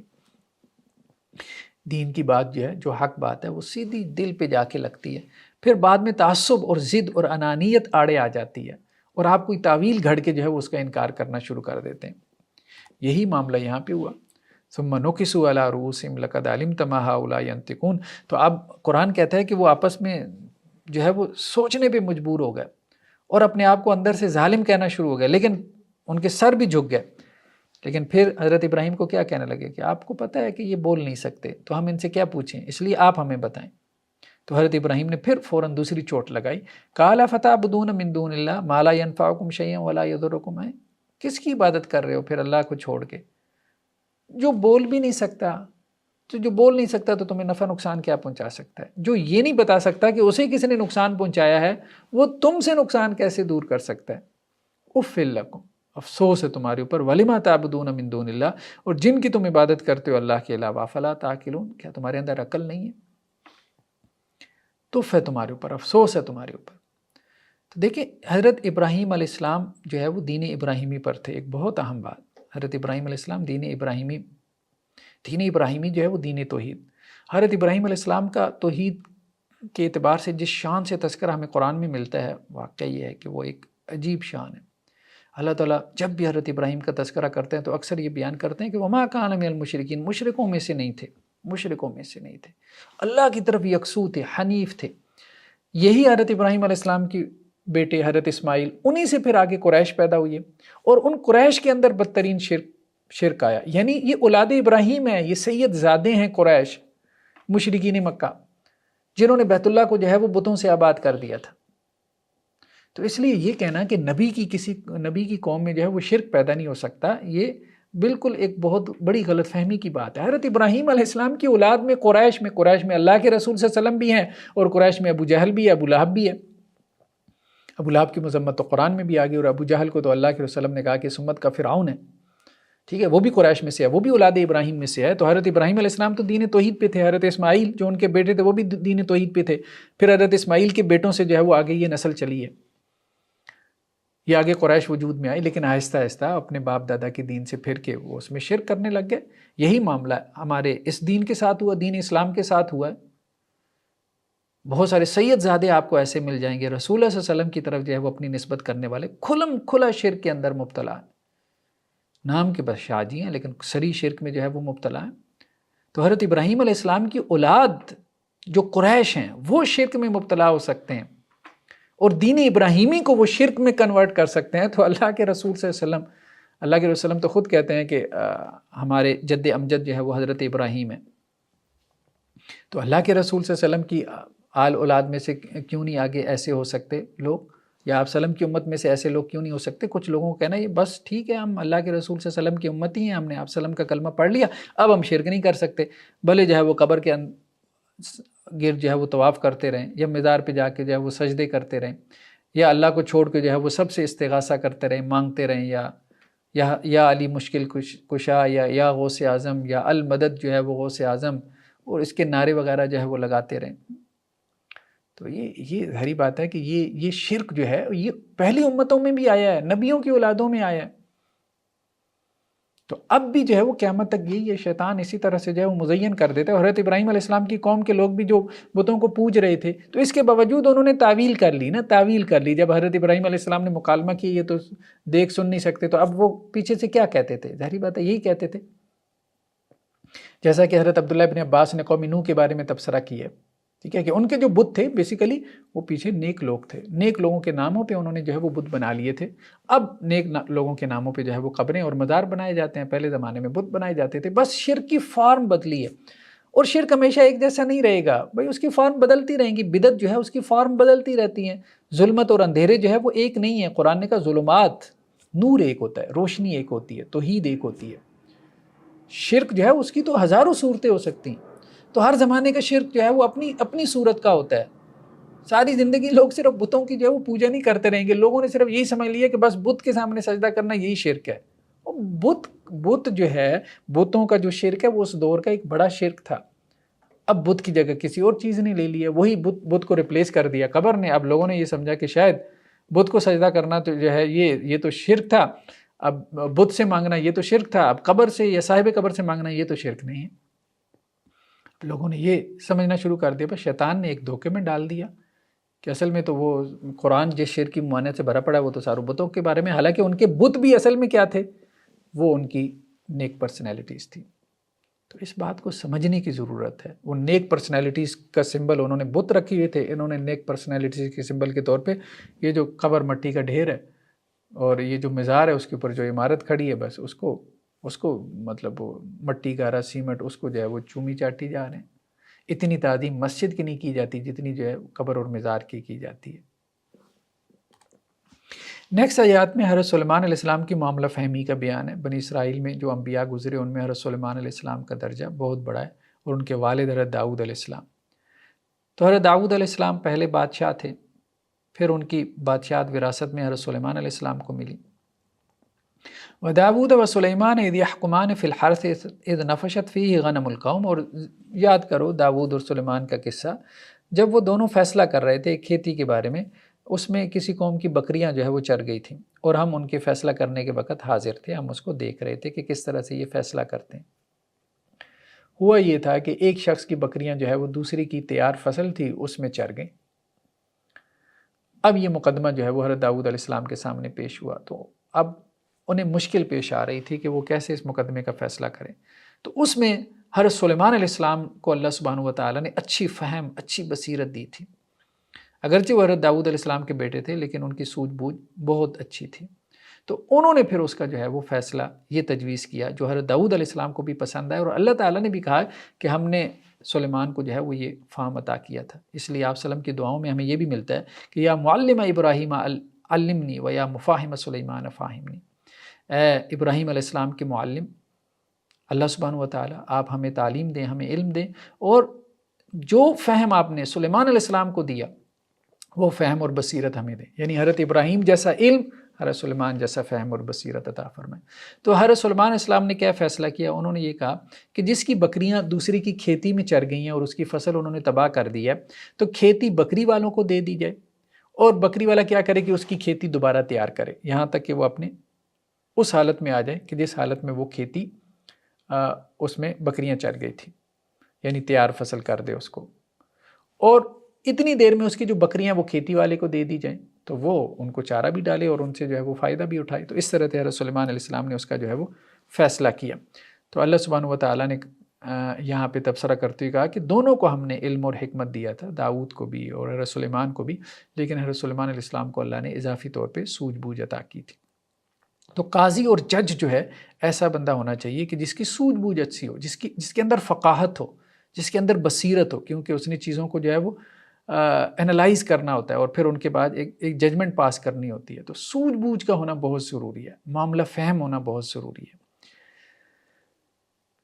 نیکسٹ اللہ سبحانہ و تعالیٰ نے ساتھ میں حضرت داؤد علیہ السلام کا تذکرہ کرتے یہ بھی کہا کہ وَسَحَّرْنَا مَعَ دَاوُودَ الْجِبَالَ يُسَبِّحْنَ وَالطَّيْرَ، کہ ہم نے داؤد علیہ السلام کے ساتھ جو ہے وہ پہاڑوں کو مسخر کر دیا تھا، اور پہاڑ ان کے ساتھ تسبیح بیان کرتے تھے، اور اسی طرح سے پرندے۔ حضرت داؤد علیہ السلام کی آواز بہت پیاری تھی، جس طرح حضرت یوسف علیہ السلام کو اللہ تعالیٰ نے آدھی دنیا کا حسن دیا، اسی طرح حضرت داؤد علیہ السلام کو جو ہے وہ خوبصورت ترین آواز دی گئی، خوبصورت ترین آواز۔ اور جب وہ زبور کی تلاوت کرتے تھے جو اللہ کی حمد کے ترانے تھے، تو پہاڑ وجد میں آ جاتے تھے، پہاڑ، انسان تو انسان، پہاڑ وجد میں آ جاتے تھے، اور پرندے جو ہے ان کے ساتھ جو ہے وہ اللہ کی حمد و ثنا شروع کر دیتے تھے۔ ایسی خوبصورت اور پیاری آواز تھی۔ تو ہم نے داؤد کے ساتھ جو ہے وہ پہاڑوں کو مسخر کر دیا تھا، اور وہ پہاڑ بھی اللہ کی تسبیح بیان کرتے تھے اور پرندے بھی، اور یہ سب کون کرنے والا تھا؟ یہ ہم ہی کرنے والے تھے۔ نیکسٹ آیات میں پھر چونکہ سورہ انبیاء ہے تو انبیاء کے جو ہے وہ قصے وغیرہ ان کا تذکرہ ہمیں اس سورہ مبارکہ میں جو ہے وہ مل رہا ہے۔ حضرت ایوب علیہ السلام کا تذکرہ ہے۔ حضرت ایوب کا جو صبر ہے، صبر ایوب علیہ السلام بہت معروف ہے۔ تو اللہ سبحانہ و تعالیٰ نے جو ہے وہ ان کو بہت خوشحالی عطا کی تھی۔ تو اس پہ شیطان نے ایک وسوسہ ڈالا کہ اللہ سبحانہ و تعالیٰ نے چونکہ ان کو خوشحال رکھا ہے تو اس لیے یہ اللہ تعالیٰ کے جو ہے وہ عبادت گزار بندے ہیں، اگر اللہ تعالیٰ ان سے اپنی نعمتیں اور آسائشیں چھین لیں تو یہ اللہ تعالیٰ کے ناشکرے ہو جائیں۔ تو اللہ سبحانہ و تعالیٰ نے حضرت ایوب علیہ السلام، یہ تفسیری روایات میں ہے، اللہ سبحانہ و تعالیٰ نے حضرت ایوب علیہ السلام کے اوپر جو ہے وہ آزمائش بھیجی۔ اس آزمائش کا تذکرہ ہمیں قرآن میں ملتا ہے، اور بعض تفسیری روایتوں میں یہ بھی ہے کہ 17 سال تک حضرت ایوب علیہ السلام جو ہے وہ بیماری میں مبتلا رہے، اور بعض روایات میں یہ بھی ہے کہ ان کو کچھ سکن کی بیماری ہو گئی تھی، اور ان کے اہل و عیال بھی ان کو چھوڑ گئے تھے، اکیلا چھوڑ گئے تھے۔ اور یاد کرو ایوب کو، اذ نادیٰ ربہ انی مسنی الضر، جب انہوں نے اپنے رب سے، اپنے پروردگار سے دعا کی اور کہا کہ مجھے تکلیف نے چھو لیا ہے، میں بہت تکلیف میں ہوں، بہت آزمائش میں ہوں، اور آپ رحم کرنے والوں میں سب سے بڑھ کے رحم کرنے۔ 17 سال تھوڑی بات نہیں ہے۔ ہم یہ تو دیکھتے ہیں کہ اللہ سبحانہ و تعالیٰ نے اپنے نبیوں کی دعائیں قبول کی ہیں، لیکن یہ نہیں دیکھتے کہ کتنے عرصے بعد نبیوں کی دعائیں قبول ہو رہی تھیں، اور وہ نبی اپنی دعا پہ ڈٹے رہے، جمے رہے، اللہ سے امید نہیں توڑی۔ اس کی وجہ یہ ہے کہ ہمیں دعا کا حکم ہے، الدعاء هو العبادہ۔ اللہ کے رسول صلی اللہ علیہ وسلم نے کہا دعا ہی تو عبادت ہے، دعا کو عبادت سمجھ کے کرو، اور عبادت کرنے کے لیے تو دنیا میں آئے ہیں، دعا کرنی ہے، اللہ سے مانگنا ہے، بس یہ عبادت ہے، یہ عبادت ہم نے کرنی ہے، یہ عبادت ہم نے کرنی ہے، کرتے رہنا ہے۔ دعا قبول ہونا نہ ہونا یہ ایک علیحدہ بات ہے، عبادت کرنے کا حکم یہ ایک مستقل حکم ہے۔ اللہ سے مانگنا اس کی عبادت ہے، یہ میں نے کرتے ہی رہنا ہے، یہ میں نے دعا اس لیے نہیں کرنی کہ میری دعا قبول ہو۔ تو وہ 17 سال اللہ سے حالت دعا میں رہے، یعنی حالت عبادت میں رہے، اور اللہ نے پھر ان کی دعا کو قبول کر لیا۔ اللہ کے رسول صلی اللہ علیہ وسلم کی ایک حدیث بھی ہے کہ اللہ سبحانہ و تعالیٰ اپنے بندے کی دعا کو قبول کرتے ہیں، لازماً قبول کرتے ہیں، جب تک وہ جلدی نہ کرے۔ تو صحابہ نے عرض کیا اللہ کے رسول جلدی کیا ہے؟ آپ صلی اللہ علیہ وسلم فرمایا کہ وہ یہ نہ کہنا شروع کر دے کہ میں نے اللہ سے دعا کی، اللہ نے میری بات سنی نہیں، اللہ نے میری بات کو نظر انداز کر دیا، اللہ تو میری سنتا ہی نہیں ہے، آزمائشوں نے تو ہمارا ہی گھر دیکھ لیا ہے۔ اس قسم کی باتیں ہمارے یہاں لوگ کرنا شروع کر دیتے ہیں۔ آزمائشیں سب کے اوپر ہوتی ہیں، صرف آپ پر نہیں ہیں، سب کے اوپر ہیں، بس آزمائشوں کی نوعیت مختلف ہوتی ہے۔ اللہ سے مانگتے رہیں۔ دعا جو ہے نا قبول نہ بھی ہو تو اللہ کے ساتھ آپ کا ایک کنیکشن، ایک ربط تعلق قائم کر دیتی ہے، اور وہ کنیکشن اور وہ ربط جو ہے آپ کو جو ایک حظ دیتا ہے، جو ایک اطمینان نفس آپ کے اندر پیدا کرتا ہے، تو اس کے بعد وہ آزمائش تو اس کی کیا حیثیت رہ جاتی ہے؟ کوئی حیثیت نہیں رہ جاتی۔ فَاسْتَجَبْنَا لَهُ فَكْشَفْنَا مَا بِهِ مِنْ ضُرٍ، تو ہم نے ان کی دعا کو قبول کیا، اور جس تکلیف میں تھے حضرت ایوب، ہم نے وہ تکلیف ان سے دور کر دی۔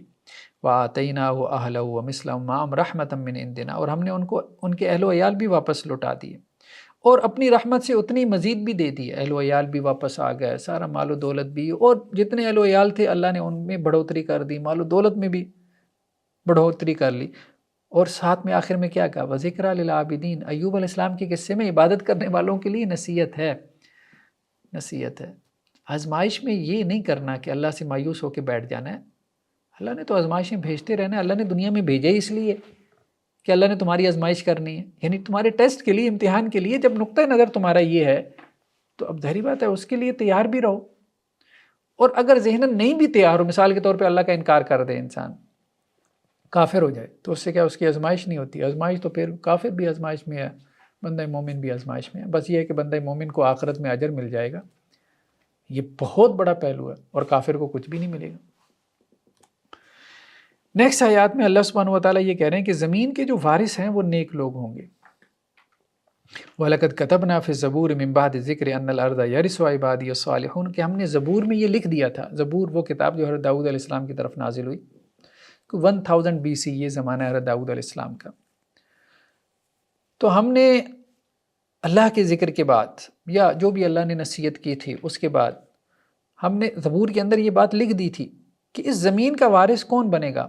صالح لوگ اس زمین کے وارث ہوں گے۔ یعنی جو خبیث ہیں، خبیث تو ظاہری بات ہے ہمیشہ سے چلے آ رہے ہیں، جب سے اللہ تعالیٰ نے جو ہے وہ دنیا قائم کی ہے۔ اس کے بعد اولاد آدم میں ہم دیکھتے ہیں کہ قابیل نے حابیل کو قتل کیا، تو ایک خباثت کا آغاز تو ہو گیا وہاں سے، اور قیامت تک یہ خبثاء رہیں گے، یہ ظالم، خبیث اور کافر اور مشرک لوگ۔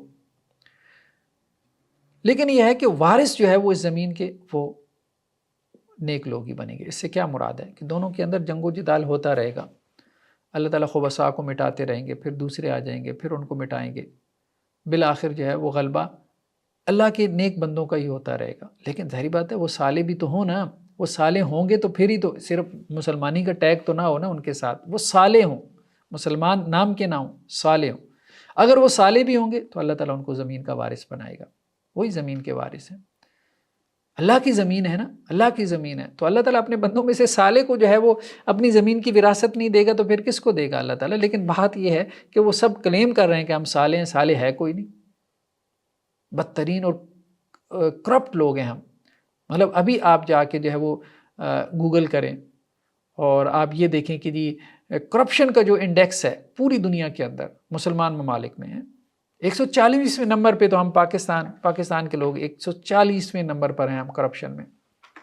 ہماری جوڈیشری میں، عدالت جس کا کام انصاف کرنا ہے اس میں کرپشن ہے، ہمارا پولیس کا محکمہ جو ہے وہ کرپٹ ہے، ہماری واپٹا کا محکمہ جو ہے وہ کرپٹ ہے، ہمارا جو ہے وہ ٹیکس والے سب کرپشن کھائی جا رہے ہیں، رشوت لیے جا رہے ہیں، ظلم اور زیادتی کا ایک جو ہے وہ بازار گرم کر رکھا ہے، امیر سے امیر، غریب سے غریب تر ہوتا چلا جا رہا ہے۔ پورا ایک ظالمانہ نظام ہے ایکسپلائٹیشن کا، استحصال کا، جس میں حکومتی کارندے تو ملوث ہوتی ہیں جن کے پاس گورنمنٹ اور حکومت ہوتی ہے، نیچے ساری بیوروکریسی، یہ سب سرکاری محکمے، یہ سب ان کے سولجر، یہ سب ان کے ہرکارے، یہ سب کھا پی رہے ہوتے ہیں، یہ سب جو ہے وہ غریب کا خون نچوڑ رہے ہوتے ہیں، یہ سب نے فساد برپا کر رکھا ہوتا ہے۔ یہ کہاں کے سالے ہیں؟ بس ٹوپی سر پہ پہن لی، داڑھی بڑھا لی، ہاتھ میں تسبیح پکڑ لی، ایک ہاتھ سے رشوت دے رہے ہیں، دوسرے میں تسبیح پھیری جا رہے ہیں۔ یہ کون سی صالحیت ہے؟ کون سی صالحیت ہے؟ ان فی ھذا لبلاغا لقوم عابدین وما ارسلناک الا رحمۃ للعالمین۔ ہم نے آپ کو تمام جہانوں کے لیے رحمت بنا کر بھیجا۔ آپ صلی اللہ علیہ وسلم صرف انسانوں کے لیے نہیں، جانوروں کے لیے بھی رحمت تھے۔ یعنی آپ کی حدیثوں میں آپ دیکھتے ہیں کہ آپ نے اینیمل رائٹس کی بات کی، آج سے 1400 سال پہلے اینیمل رائٹس کو آپ صلی اللہ علیہ وسلم نے اسٹیبلش کیا۔ اونٹنیوں کے بارے میں کہا کہ اونٹنیوں کا جب دودھ دھونا ہے، تم نے دودھ نکالنا ہے، یہ صحیح حدیث ہے، تو تم نے ان کو تالاب پہ کھڑے کر کے ان کا دودھ دھونا ہے، یعنی ان کو پانی پلاؤ۔ اسی طرح کسی چڑیا کو جو ہے وہ ایک سفر میں آپ نے دیکھا کہ وہ پھڑپھڑا رہی ہے اور بے چین نظر آ رہی ہے، تو آپ نے پوچھا کیا ہوا، تو کسی نے بتایا کہ جی کسی صاحب نے جو ہے وہ اس کے جو انڈے ہیں وہ ان کو جو ہے، یا اس کے جو بچے ہیں ان کو جو ہے وہ لے لیے، تو آپ صلی اللہ علیہ وسلم فرمایا کہ نہیں، اس کو تکلیف اور اذیت نہ پہنچاؤ۔ تو اس طرح آپ صلی اللہ علیہ وسلم نے بہت سارے مقامات پہ جو ہے وہ رہنمائی کی، بعض صحابہ کی، کہ اپنے جانوروں سے جو ہے وہ جب تم کام لیتے ہو تو ان کو غذا بھی پوری دو، ان کا کھانا بھی جو ہے وہ پورا رکھو، یہ نہیں کہ کام زیادہ لو اور ان کا جو ہے وہ کھانا کم ہو۔ تو آپ صلی اللہ علیہ وسلم اس معنی میں رحمت للعالمین ہے کہ آپ نے اینیمل کے رائٹس وہ بھی اسٹیبلش کیے، جانوروں کے حقوق ادا کرنے کا بھی کہا، انسان تو انسان، اس لیے کہا کہ جب جانور کو ذبح کرو تو اپنی چھری کو تیز کر لو، یعنی ذبح کرتے ہوئے بھی اس کو راحت پہنچانی ہے، چھری تیز کر لو تاکہ آسانی سے وہ ذبح ہو جائے۔ نیکسٹ سورہ حج کا بیان ہے۔ سورہ حج بھی مکی صورت ہے، تو مکی صورتوں کے جو مضامین ہیں توحید، رسالت اور آخرت، وہی اس کے مضامین ہیں۔ تو اس سورہ مبارکہ کا بھی آغاز آخرت کے بیان سے ہو رہا ہے، آخرت کی سختیاں، قیامت کے دن کی سختیاں۔ قیامت کے دن کو قرآن کیوں بار بار بیان کرتا ہے؟ اچھا، قرآن کے مضامین میں ریپیٹیشن ہے، یہ ریپیٹیشن اس لیے ہوتی ہے کہ کبھی انسان کو کسی انداز سے بات سمجھ میں آ جائے، کبھی کسی اور انداز سے سمجھ میں آ جائے، چلو کسی طرح سے سمجھے تو صحیح۔ تو یا ایھا الناس اتقوا ربکم ان زلزلۃ الساعۃ شیء عظیم، اے لوگو اپنے رب سے ڈر جاؤ، بے شک قیامت کا زلزلہ بہت بڑی چیز ہے، بہت بڑی قیامت کا دن۔ ابھی تو یہ دنیا میں زلزلہ آ جائے چلیں، وہ تو ایک چھوٹے سے حصے کے اوپر آتا ہے نا زلزلہ، تو آپ گھر میں آیا ہے تو آپ باہر نکل جائیں گے، اپنے آفس سے باہر نکل جائیں گے، میدان میں کھڑے ہو جائیں گے، ٹھیک ہے۔ جب پوری دنیا ہی زلزلے کی لپیٹ میں ہوگی، کہاں جاؤ گے، کہاں جاؤ گے؟ اور وہ اتنا شدید زلزلہ ہوگا، یہ تو یہ ہے نا کہ چلو 40-45 سیکنڈ کا جھٹکا ہے، 1-2 منٹ کا جھٹکا ہے، اس کے بعد چلیں پھر زمین سکون میں آ جاتی ہے، اور وہ جھٹکا ختم ہونے کا نام ہی نہ لے، کیا دہشت طاری ہوگی انسان کے اوپر۔ یوم ترونھا تذہل کل مرضعۃ عما ارضعت وتضع کل ذات حمل حملھا، جس دن تم دیکھو گے کہ دودھ پلانے والی جس کو وہ دودھ پلاتی ہے، یعنی اپنے شیر خوار بچے کو، جو ماں کی جو ہے مدر فیڈ کے اوپر ہوتا ہے، وہ اس کو بھول جائے گی۔ ماں اپنے ایسے بچے کو نہیں بھولتی، لیکن اس دن کی دہشت اور خوف اس قدر ہوگا کہ ماں اپنے اس بچے کو بھی بھلا دے گی، اور جو حاملہ ہوگی وہ اپنا حمل گرا دے گی خوف اور دہشت کی وجہ سے۔ وَتَرَى النَّاسَ سُكَارَىٰ، اور تم لوگوں کو دیکھو کہ جیسے انہوں نے کوئی نشہ کیا ہوا، وَمَا هُم بِسُكَارَىٰ، حالانکہ لوگوں نے نشہ نہیں کیا ہوگا، ایڈکٹ نہیں ہوں گے، وَلَٰكِنَّ عَذَابَ اللَّهِ شَدِيدٌ، اللہ کا عذاب بڑا سخت ہوگا۔ وہ جو جھٹکا ہے قیامت کا، وہ جو سور میں پھونکا جائے گا، وہ جو ایک زلزلہ برپا کیا جائے گا، پورے پلانٹ ارتھ کو ہلا دیا جائے گا، ہلا مارا جائے گا، بہت بڑا زلزلہ ہے، بہت بڑا وہ واقعہ ہے۔ اس کی جو دہشت، اس کا جو خوف ہے، وہ انسانوں کو ایسا کر دے گا کہ جیسے وہ نشے کی حالت میں ہو، ہوش و حواس ان کے اڑ جائیں گے۔ نیکسٹ آیات میں اللہ سبحانہ و تعالیٰ جو ہے وہ بندوں کے ایک رویے کا تذکرہ کر رہے ہیں۔ جیسے ہم نے کہا تھا کہ قرآن کا ایک بڑا مضمون یہ بھی ہے کہ اللہ تعالیٰ انسان کو اس کے رویے یاد کرواتے ہیں۔ ایک تو قرآن کا بڑا موضوع عبادات ہے کہ اللہ کی صرف عبادت کرنی ہے، اللہ کے علاوہ کسی کی عبادت نہیں کرنی۔ دوسرا اخلاق ہے، تو جب اخلاق کی بہتری کی بات آتی ہے تو پھر انسانی رویوں کا ذکر آتا ہے کہ انسانی رویوں میں یہ ہیں، اللہ تعالیٰ پھر اس کو سمجھاتے ہیں۔ فرمایا وَمِنَ النَّاسِ مَن يَعْبُدُ اللَّهَ عَلَىٰ حَرْفٍ، انسانوں میں سے وہ بھی ہے جو اللہ کی عبادت تو کرنا چاہتا ہے لیکن کنارے پہ، جیسے کوئی سمندر میں نہانا تو چاہتا ہے لیکن کنارے کنارے پہ نہانا چاہتا ہے، سمندر کے اندر جا کے نہیں، کنارے کنارے پہ۔ تو اسی طرح کہا گیا کہ کچھ لوگ جو ہے وہ اسلام کے اندر داخل نہیں ہونا چاہتے، بس کنارے کنارے رہنا چاہتے ہیں، تھوڑا موتا اسلام کو پریکٹس کر لیں، بس ہمارے ساتھ بھی ٹیگ لگ جائے، نام لگ جائے، جیسا کہ منافق تھے اللہ کے رسول صلی اللہ علیہ وسلم کے زمانے میں۔ جہاد کا جب حکم آتا تھا انہیں بہت مشکل لگتا تھا، جان جاتی تھی۔ اللہ کے راستے میں خرچ کرنے کا حکم آتا تھا، بہت مشکل لگتا تھا، نہیں کر پاتے تھے۔ ہاں چلو نماز پڑھنی ہے، تسبیح کرنی ہے، چلو یہ کر لیتے ہیں، جیسے ہمارے آج لوگ تسبیح ہاتھ میں پکڑ لیے، ٹوپی پہن لی، یہ تو آسان لگتا ہے۔ اور کچھ لوگ تو دوسروں کو دھوکہ دینے کے لیے، جیسے پراپرٹی کے کام میں ہیں کہ اب فراڈ جو ہے وہ اچھے سے چلے گا۔ ہم ساروں کی بات نہیں کر رہے، لیکن ہمارے یہاں ایسے نمونے تو ہیں، ایسے کریکٹرز تو ہیں کہ لوگ جو ہے وہ ٹوپی داڑھی کے اوپر اعتماد کرتے ہیں، چلیں جی اب چوروں نے کیا کیا کہ ٹوپی پہن لی، داڑھی رکھ لی، اب وہ پراپرٹی کے کام میں جو ہے وہ ہر دوسرے بندے کو فراڈ لگا رہے ہیں، اور لوگ ان کی داڑھی کی وجہ سے ان کے اوپر اعتماد کیے جا رہے ہیں۔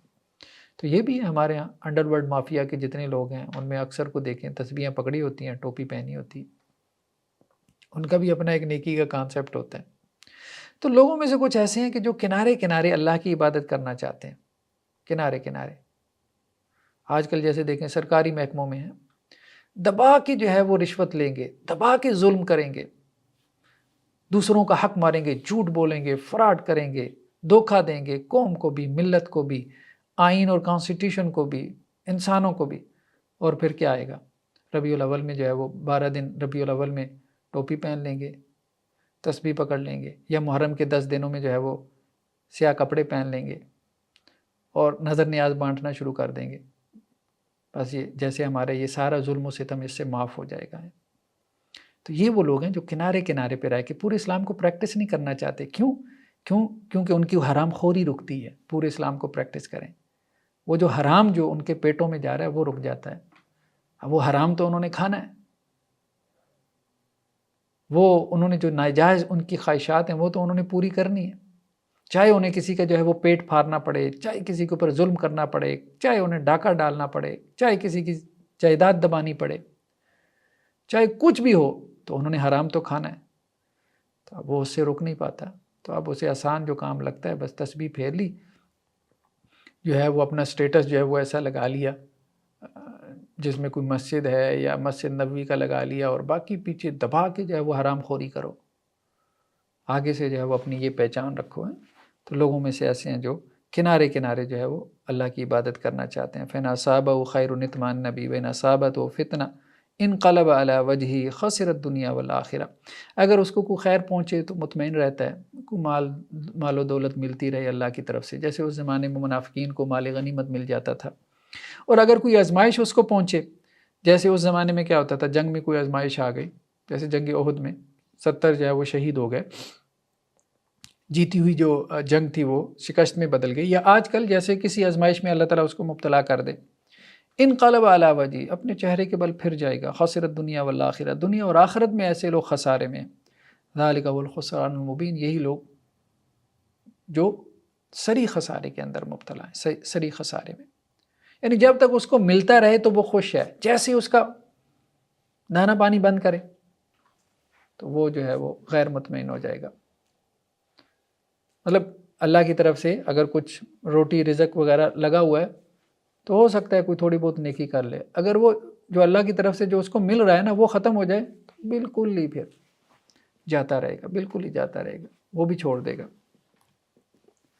نیکسٹ آیات میں اللہ سبحانہ وتعالیٰ نے شرک کی مذمت بیان کیا، اور قرآن کا بڑا موضوع ہے، قرآن شرک کی مذمت کرتا ہے، اور جو بھی نبی آئے سب نبیوں کی دعوت میں مرکزی نقطہ کیا تھا؟ شرک کی مذمت، اللہ کے ساتھ کسی کو پارٹنر نہیں بنانا، اور ہمارے یہاں اس حوالے سے کوئی حساسیت نہیں ہے، میجورٹی کے اندر کوئی حساسیت نہیں۔ وَمَن یُشْرِک بِاللَّهِ فَكَأَنَّمَا خَرَّ مِنَ السَّمَاءِ، جو اللہ کے ساتھ شرک کرے گا گویا ایسے جیسے آسمان سے گرا۔ چلو آسمان سے گرا تو ہم کہتے ہیں جی کھجور میں اٹک گیا، نہیں، فَتَخْطَفُ الطَّيْرُ، ہوا میں ہی اس کو پرندوں نے اچک لیا، او تَحْوِی بِهِ الرِّیحُ، یا اس کو تیز و تند آندھی طوفان جھکڑ نے اس کو اٹھا لیا، فی مکان سحیق، اور دور کی کسی وادی کے اندر اس کو پٹخ مارا۔ یہ شخص تو گرا، اور ایسی اندھی بحری وادی کے اندر جا کے گرا ہے، پٹکتا پھرے گا، اس کو رستہ نہیں ملے گا، اس کو منزل نہیں ملے گی۔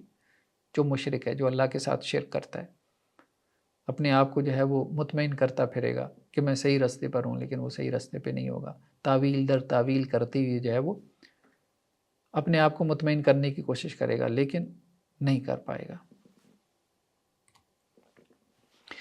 نیکسٹ آیات میں اللہ سبحانہ وتعالیٰ نے قتال کی علت کو بیان کیا کہ اللہ کے راستے میں جو جنگ و جدال ہے، جیسے ہمارے ہاں جہاد پہ بڑا اعتراض کیا جاتا ہے کہ جی مسلمانوں کے اندر جہاد کیوں ہے، وہ دیکھیں چلے مسلمانوں کے اندر جہاد ہے، جو اسٹیٹ نے اپنی جو آرمی بنا رکھی ہے، مجھے بتائیں، امریکہ کے پاس جو ہے وہ آرمی ہے، رشیا کے پاس ہے، چائنا کے پاس ہے، انڈیا کے پاس ہے، کیا وہ جہاد کر رہے ہیں؟ بات ہے ہر ایک نے اپنا ڈیفینس کرنا ہے، کوئی بھی اسٹیٹ ہے اس کی آئیڈیالوجی ہے، کوئی بھی قوم ہے اس کا کلچر ہے، اس کی تہذیب ہے، اس کا تمدن ہے، اس کی روایات ہیں، اس کا مذہب ہے، تو وہ اس کی پاسداری کرنا چاہتے ہیں، اس کے مطابق زندگی گزارنا چاہتے ہیں، وہ نہیں چاہتے کوئی ہمیں جو ہے وہ کسی اور چیز کے اوپر مجبور کرے۔ تو اسلام میں ایک تو یہ جہاد کا یہی بڑا مقصد تھا۔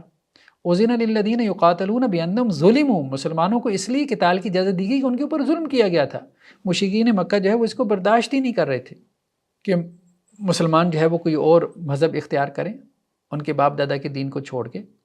تو 13 سال مکہ کے اندر کس قدر پرسیکیوشن ہوئی، پھر مدینہ میں جا کے اللہ تعالیٰ نے جو ہے وہ قتال کی اجازت دی۔ تو آج بھی دنیا بھر میں مسلمان مظلوم ہیں، ان کو ان کے افکار اور نظریات کے مطابق جینے نہیں دیتے، ٹھیک۔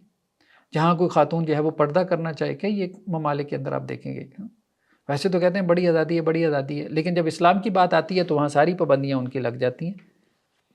وہاں پبلک پلیسز پہ جو ہے وہ مسلمان خواتین کو کور کرنے کی اجازت نہیں، فیس کورنگ کی اجازت نہیں ہے، بین ہے۔ یہ کون سی آزادی ہے؟ یہ کون سی آزادی ہے؟ تو ویسے دوسری طرف دیکھیں، ابھی پچھلے دنوں ٹویٹر پہ میں دیکھ رہا تھا، برلن نے جو ہے یہ فیصلہ کیا ہے، فیصلہ کیا ہے کہ پبلک پلیسز پہ جو سوئمنگ پولز ہیں ان میں خواتین جو ہے وہ اپنی ٹاپ جو ہے وہ اتار کے نہا سکتی ہیں۔ اب اس میں نیچے ڈیبیٹ ہو رہی تھی، مرد یہ کہہ رہے تھے کہ ہمیں سمجھ نہیں آ رہی کہ یہ عورتوں کو حق ملا ہے یا ہمیں کوئی حق ملا ہے، ہمارے حق میں کوئی اضافہ ہوا ہے۔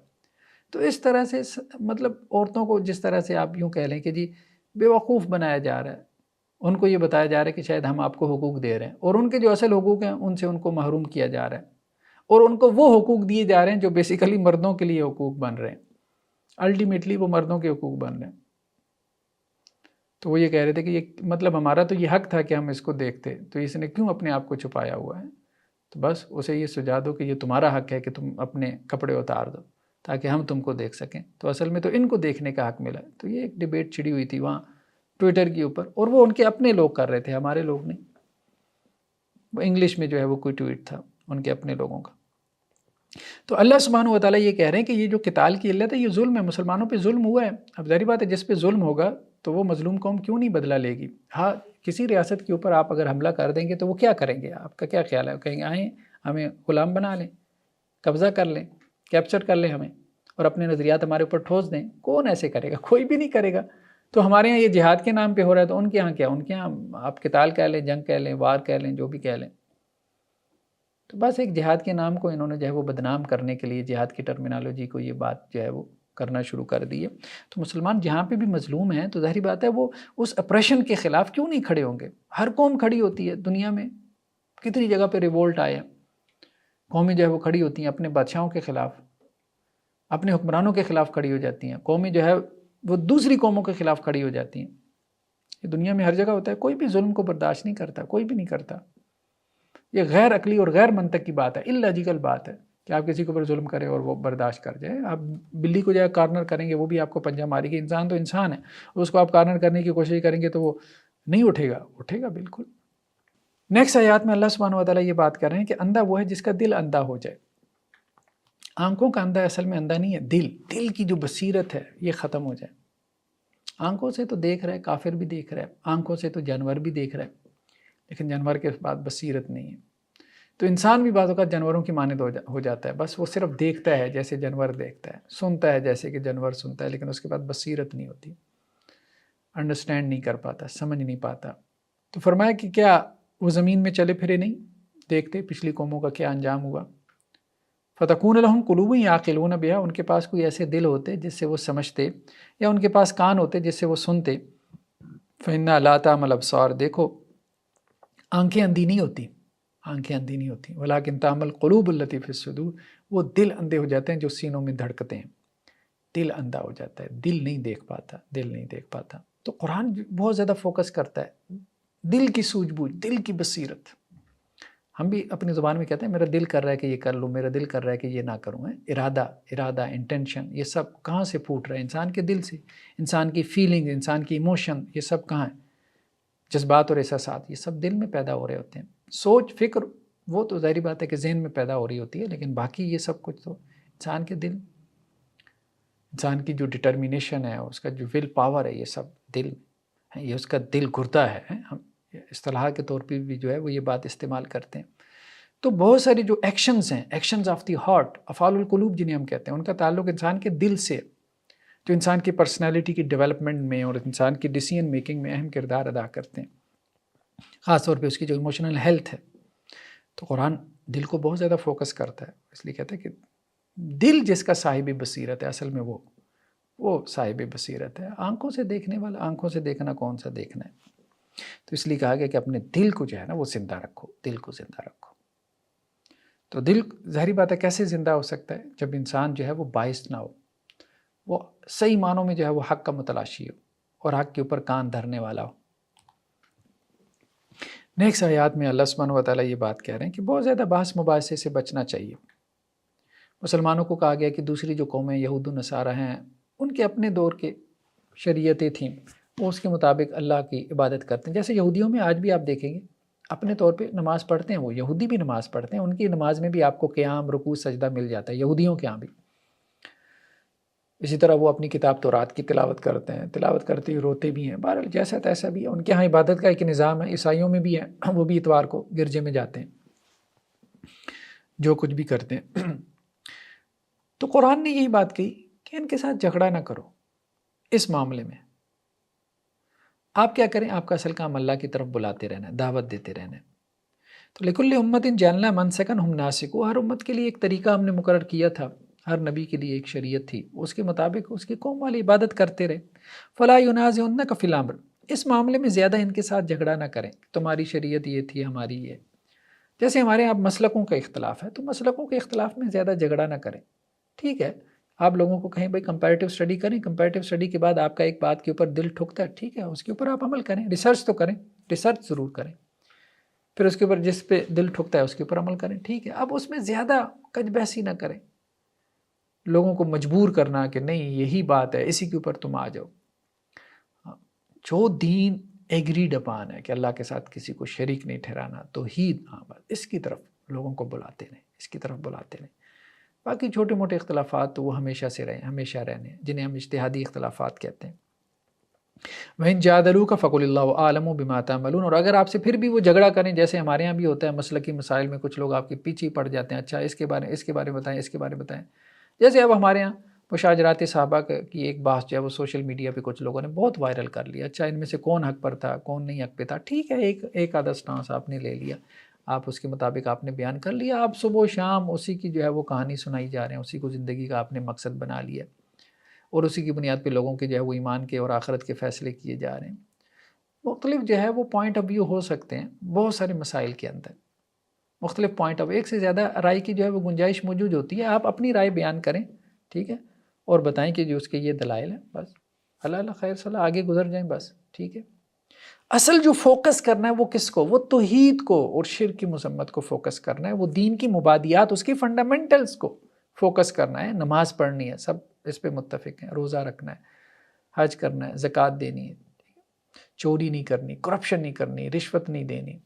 اب کتنے خطبے ہوتے ہیں کہ جس سرکاری محکموں میں جو رشوت لی دی جا رہی ہے، کتنے خطبے ہوتے ہوں گے، اور اگر صحیح معنوں میں مولوی صاحب اس پہ خطبہ دینا شروع کر دیں، یقین مانے اگر ایک دفعہ یہ خطبہ دیں کہ یا اللہ سود خوروں کے اوپر تیری لعنت، اور جمعے کے خطبے میں یہ بات کہیں ہیں، کیونکہ اللہ کے رسول نے لعنت کی ہے نا سود کھانے والے کے اوپر، تو اگلے جمعے میں دیکھیں گے کہ ان کے نمازی کم ہو جائیں گے۔ پھر اگلے جمعے میں کہیں کہ یا اللہ آپ کے رسول نے لعنت بھیجی ہے رشوت لینے والے پہ، تو جتنے سرکاری محکموں کے لوگ رشوت لے رہے ہیں ان سب پہ تیری لعنت، آپ دیکھیں کہ اور نمازی کم ہو جائیں گے۔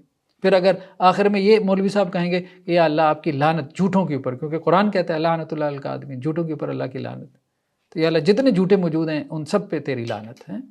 تو ہو سکتا ہے کہ مولوی صاحب بھی نہ رہیں، کیونکہ بہت سارے مولوی یہاں دین کے نام پہ جھوٹ بول رہے ہیں۔ اللہ لعنت اللہ علی الظالمین، ظالموں کے اوپر اللہ کی لعنت ہے۔ اگر مولوی صاحب یہ دعا جو ہے وہ مانگنا شروع کر دیں، یا اللہ اس مجلس میں یہاں جتنے نمازی حاضر ہیں ان میں جو ظالم ہے سب پہ تیری لعنت، کیونکہ تو نے ظالموں کے اوپر لعنت بھیجی ہے، تو مجھے بتائیں کتنے نمازی رہ جائیں گے اگلی نماز میں اگر وہ اس لعنت کو معمول بنا لیں۔ موٹا دین اس پہ اوپر عمل ہی نہیں ہو رہا، جو فنڈامنٹل دین ہے اس کے اوپر عمل ہی نہیں ہو رہا، فساد برپا ہو گیا ہے۔ ظاہر الفساد فی البر والبحر، خشکی کے اندر اور سمندروں کے اندر فساد برپا ہو گیا، کس کی وجہ سے؟ لوگوں کے اعمال کی وجہ سے، انسانوں کے اعمال کی وجہ سے، کرپشن، چور بازاری، ایکسپلائٹیشن، استحصال، ظلم و ستم، زیادتی، ناانصافی، اس کی وجہ سے ہر طرف فساد برپا ہے، اس کے اوپر کوئی گفتگو نہیں کر رہا، چھوٹی چھوٹی باتوں کو ہم لے کے بیٹھے ہوئی ہیں۔ آخری جو آیات ہیں سورہ مبارکہ کی، اس میں اللہ تعالیٰ نے پھر شرک کی مذمت بیان کی اور کہا کہ لوگوں تمہارے لیے ایک مثال بیان کی جاتی ہے، اس کو غور سے سنو۔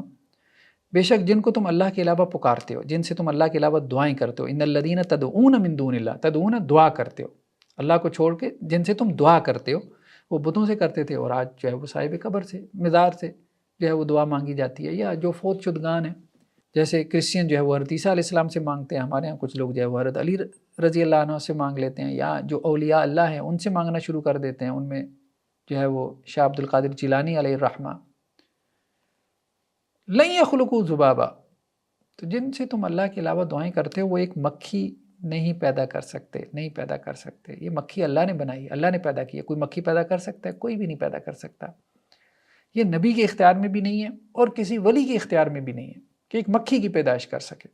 وَلَوِ اجْتَمَعُوا لَا، اور وہ سب کے سب جمع ہو جائیں، تو جب وہ خالق ہی نہیں ہے، وہ کریٹر ہی نہیں ہے، انہوں نے کسی چیز کو پیدا ہی نہیں کیا، تو تم کیوں ان کی عبادت کرتے ہو؟ اور وہ خود اللہ کی عبادت کرتے تھے، جو اللہ کے انبیاء تھے، جو اللہ کے ولی تھے، وہ خود اللہ کی عبادت کرتے تھے، تو ان کے اسوہ کوئی پکڑ لو۔